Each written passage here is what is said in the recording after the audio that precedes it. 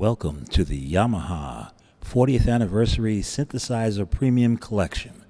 I'm Phil Bad Mr. Clendenin, and I'm here to introduce you to the content you're getting ready to hear. Music production tools. You're going to get a USB drive containing an abundance of goodies you can use alongside your Motif XF. The flashboard concept. Your Motif XF comes with 3,977 factory waveforms from which you can build an unlimited number of voices. Voices use waveforms and samples. Now, the voice data gets stored internally in the synthesizer. The waveforms and samples are put on the flashboard. A voice may consist of about 2K worth of data, while the samples and waveforms can use several hundred megabytes of data. Now, kilobytes, megabytes, a lot of people get these all confused. Well, think about it. 2 kilobytes of data. If I were to hire your band for a job and I said it pays 2K, that'd be $2,000. All right, now the Chick Corea Mark V electric piano is 400 megabytes. Imagine getting a gig for $400 million, slightly larger. So this is why the flashboards take time to load, and once we load them to the flashboard, the benefit is you never have to do it again till you want to. The data stays in memory, just like your preset waveforms.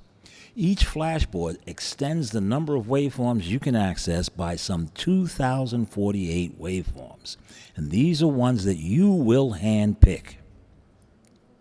Using the flashboard to audition. This is what we're going to learn about here, and this is very important. I just want to give you some tips. Each library has its own instructions, and please read those, but we want to give you an overview of the concept. We have given you much more data than you can load into your flashboard at one time. Do not become frustrated. This is a good thing. We've given you more data than you can load onto that flashboard. Why? So that you can choose the data that you like.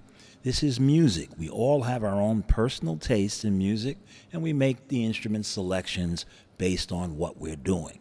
So auditioning your sounds is very important. Decide what you will keep and then go about installing that data. Auditioning voices will be a matter of formatting the board and then loading the library, then auditioning the voices that use that data. First things first, you want to audition, you want to play the sounds, enjoy the sounds, and then decide, select which ones you really want to keep. Take your time. This is the key thing. If you're in a hurry, don't be. Do this when you have time, because what you're doing is like selecting the sounds that you will use. Each of these instruments is like choosing an instrument. Now, back in the day, all right, when you bought an electric piano, it made one sound, electric piano. When you bought a tone wheel organ, it did one thing, the tone wheel organ. If you bought a clavinet, it did one thing. It did a clavinet. So take your time. You're choosing instruments for your personal library. Format. The word format means to wipe clean the flashboard. Now, you can do this as many times as you need to. I'm sure it's a couple of 100,000 times. The flashboard will probably outlast most of us.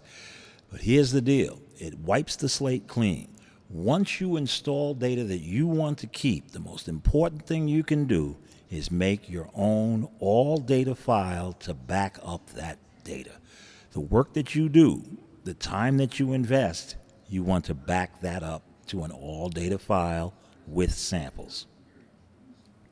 Install only data that you want as keepers. When you get to that final process where you selected the sounds and you say, all right, from this library, I want this sound, this sound, this sound. When you install those, after you've done that, you want to install only the sounds that you're going to keep. Don't ever install data on your flashboard and then never use it. That would be just a waste of money. It's like spending your money wisely. Now, there are two types of libraries that I'm going to refer to. The mega libraries, which do an instrument or a particular set of sounds in detail. If you take the Chick Corea Mark V library, for example, there are 12 samples per key. Every key is sampled, and it's Chick's personal Rhodes.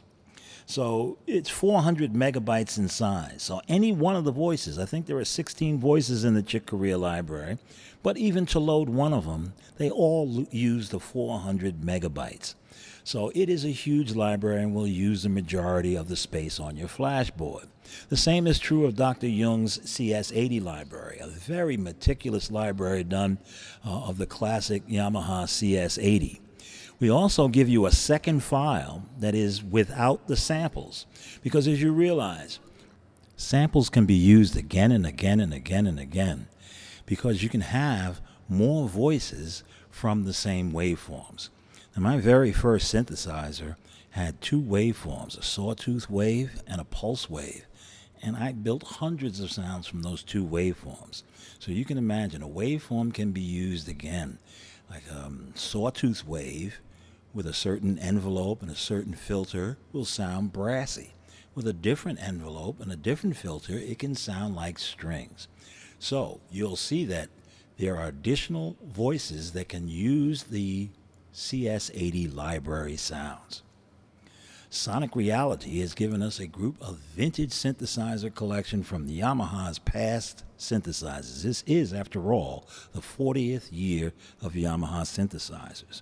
Not only more CS80, but GX1, the Dream Machine, a legendary synthesizer that Yamaha made back in the 1970s. The CS01, the very first unit that introduced the breath controller. The SK50, and the CP30. So now all those 80s sounds come rocking back. Okay. These libraries will use a majority of the space on your flash board. So again, to audition them, you will probably need to format the board, load the library, listen to the sounds. Pay attention to the voices that you really like. I mean, even get a paper and pencil and write them down, because later you're going to go back and pick the ones you need and intelligently create your own library. Additional libraries. There are some libraries that will load into the 128 megabytes of SD RAM. Now that's called user in the sample area. It is, every motif comes with this memory. SD RAM is volatile. That means when you turn off your Motif XF, the sounds will disappear. But this is great for auditioning. You can just simply load sounds directly into SD RAM, play them, make your decision, and then transfer those voices to your flash board, the data for those voices. We also get a Yamaha Premium Piano Collection. And if you know Yamaha, we're all about the piano. It's our principal instrument, and we are worldwide known for pianos. The CP1 data, our legendary spectral component modeling piano, the sample data that was used in creating that instrument is now available for the Motif XF. Also included in this library are the entire history of the generations of Motif pianos.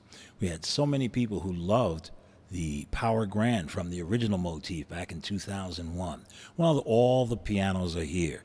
We get fans of each era of motifs, and since this is a retrospect, you get all of those pianos in a library. The Twisted Tools selection. Now, Twisted Tools is just what it sounds like. This is a library of cutting-edge industrial sounds and samples. If this is your cup of tea, you will be in heaven. There's nothing like this. Totally Twisted says it all. And deep from the caves of Norway, Arne Schulz has given us a selection from his unique film score libraries. His company Soundwaves is developing sounds for all kinds of films and so forth. So He has, I believe, 6 volumes out. We've taken stuff from 5 of those volumes and given you a sampling of those to give you a taste of what is available. You can purchase these libraries from YamahaMusicSoft.com coming very soon. Now, auditioning. We talk about this. I want to give you a hint about how this is done. To use the flashboard, you must first initialize it. Remember, it can be used in different products in the Yamaha lineup. So when you put it in your Motif, when you format the board initially, what you're doing is putting the system that the Motif XF can read on that flashboard. You do this by simply pressing the utility button, pressing F6 for flash, subfunction 3, format. This process initially takes just seconds. However, when the board is full, it may take a little bit of time. You will notice the jobs on the subfunction buttons. You can delete one sample. You can delete all samples. You can format the board. You can optimize the board, which kind of makes it contiguous, makes it less fragmented. And of course, if you're in voice mode, you can push the audition button and play that sample direct from the keyboard. Here's a peek at what the load options is. This is the load screen that you would get to by pressing the File button. Now, the thing that happens, it's context sensitive. You will only see the word load above subfunction 2 when you actually place the highlight on a file that can be loaded. In other words, subfunction 2 will be completely blank until you access some data that can be loaded. Now, in this particular one, you can see that the Chicks Mark 5.n2.x3a file, which is 400.9 megabytes, is highlighted. I am loading it without system, all without system. System is your personal setup. That's your utility mode settings. Perhaps you've connected your Motif XF in a network with your computer via Ethernet. Well, those settings are part of your system. Maybe you set up to use your Motif XF wirelessly with one of our apps, like the Cloud Recorder for Motif XF, and you have the wireless set up. Well, that's part of your system. So you don't want to overwrite the system with the data in someone else's file. So get in the habit of loading all without system until you create your own backup. When you create your own backup, it will write your system settings to that file. So that's tip number 1 from Bad Mister. All without system when you're auditioning someone else's file. Now, look in the lower right corner, you'll see the load options. User, FL1, FL2. Now, that's what's in the file. That first option on the left is what's in the file. The arrow pointing to the right is where you're targeting that. Now, the Chick Corea Mark V has data in FL1, slot number 1. The way I know that is that .N2 denotes that there is no data for flashboard 2 in that file. That N2 is no data for slot 2, which means the data is contained for slot 1. All right, so FL1 you can see is pointing and it's being loaded to FL1. Now that's typical. If you put the board in slot number 1, this is how you would now take the data from the file, FL1, and put it on your flashboard on the right, FL1. Now notice that FL2 is saying none. When you don't need to make any changes to your flashboard, set that to none. None means that you're not going to make any changes to the waveform list. You're not going to add any new samples to FL2. All right, that's a brief look at the data that you have, and we hope you have a lot of fun with it. You're going to join us online. Yamaha has a lot of exciting things coming, and this is our 40th anniversary of synthesizers. I'm Bad Mister, and I'll see you out on the web.